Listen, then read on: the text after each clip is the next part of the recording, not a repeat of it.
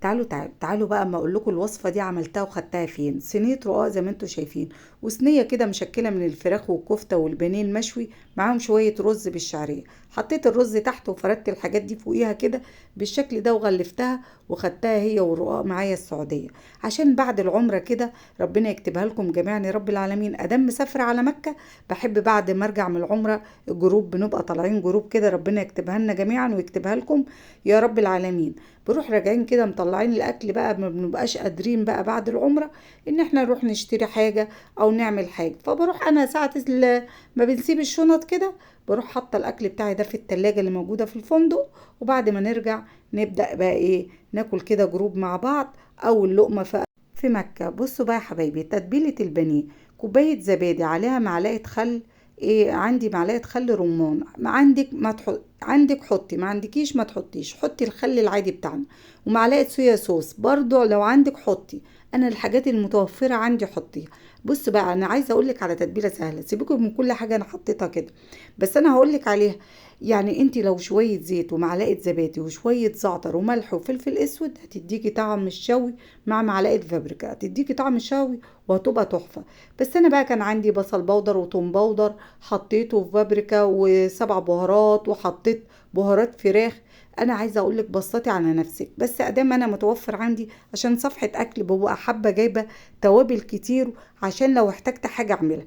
بس انت بابسط حاجه ممكن تعملي الفراخ المشويه بتاعتك، بس اضافه كوبايه زبادي والزعتر والفابريكا. بصوا بقى يا حبايبي بالشكل ده كده، والفلفل الاسود طبعا والملح. قلبت الخليط بتاعنا ونزلت عليه كده بالبانيه اللي انا قلت لكم كشه معايا في صوره قبل كده. وما رضيتش بقى بامانه اعمل الفراخ بعد ما لقيت البانيه هيبقى شكله كده وحش قليل قوي في الفيديو، فقلت لا خلاص بقى. ورحت انا عامله الفراخ بنفس التتبيله يا جماعه، بس ركنتها كده حوالي عن ايه ساعتين تلاتة. اول حاجه كده بقى جبت شبكه وجبت صينيه، وهبدا ايه ارص البانيه ده كده زي ما انتم شايفين.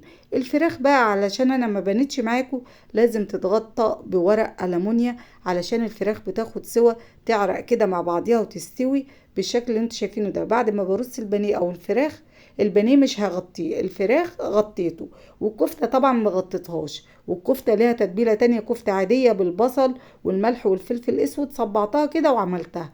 وكده بقى انا رصيت الفراخ بتاعتي زي ما انتوا شايفين في فرن سابق التسخين، مع اضافة كوبايتين مية في الصاج بالشكل ده. وتعالوا نشوف بقى سوى البانيه بعد ما طلع هيبقى عامل معانا ازاي.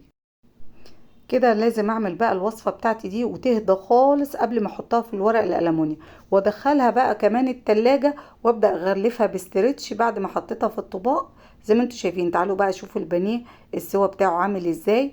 بصوا بقى يا حبايبي، بعد ما يطلع كده على طول بيبقى ناشف شوية، فلازم تغطيه على طول. يطلع كده تروحي مغطية الطبق بتاعك، تحطيه في طبق وتغطيه عشان يدنه طري معاكي بالشكل ده كده. انا خلصت البانيه والفراخ والكفته، تعالوا شوفوا صور الفراخ لسه سخنه عامله ازاي. كده بقى اعبي بقى الطباق بتاعتي زي ما انتم شايفين، واقول لكم عقبالكم جميعا يا رب العالمين، وربنا يتقبل مننا ومنكم صالح الاعمال. وما تنسونيش بلايك ومتابعه عشان يوصل لكم كل جديد، واشوفكم على خير، واقول لكم السلام عليكم ورحمه الله وبركاته.